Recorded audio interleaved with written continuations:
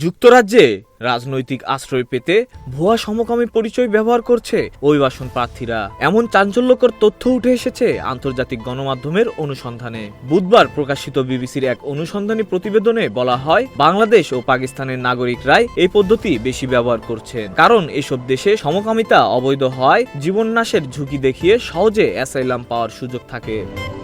প্রতিবেদনে জানানো হয়, একদল অসাধু ল ফার্ম ও আইনি পরামর্শক এই প্রক্রিয়ায় সহায়তা করছে। বিপুল অর্থের বিনিময়ে তারা অভিবাসন প্রার্থীদের জন্য ভুয়া কাহিনী, সমর্থনপত্র, ছবি, এমনকি মেডিকেল রিপোর্ট পর্যন্ত তৈরি করে দিচ্ছে। অনুসন্ধানে দেখা গেছে, ভিসার মেয়াদ শেষের পথে এমন ব্যক্তিদের লক্ষ্য করে এসব জালিয়াতি করা হচ্ছে। একটি ল ফার্ম ভুয়া অ্যাসাইলাম আবেদন তৈরিতে 7,000 পাউন্ড পর্যন্ত দাবি করছে এবং সফলতার নিশ্চয়তাও দিচ্ছে। আবেদনকে বিশ্বাসযোগ্য করতে অনেকেই চিকিৎসকের কাছে গিয়ে মিথ্যা মানসিক সমস্যার অভিনয় করছেন এবং সেখান থেকে সনদ সংগ্রহ করছেন।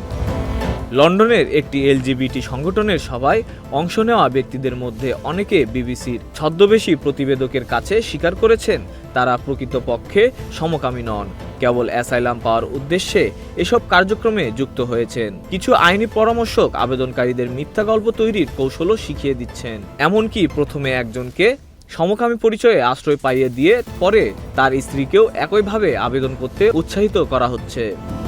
সরকারি তথ্য অনুযায়ী 2025 সালে যুক্তরাজ্যে 1 লাখের বেশি অ্যাসাইলাম আবেদন জমা পড়েছে, যার মধ্যে প্রায় 35,000 আবেদন ভুয়া বলে সন্দেহ করা হচ্ছে। যৌন পরিচয়ের ভিত্তিতে আবেদনকারীদের মধ্যে পাকিস্তানিরাই শীর্ষে রয়েছে।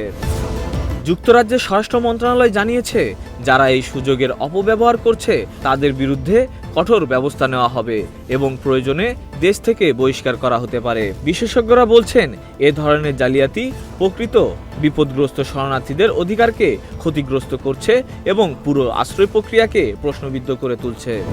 Desk report, news flash 71।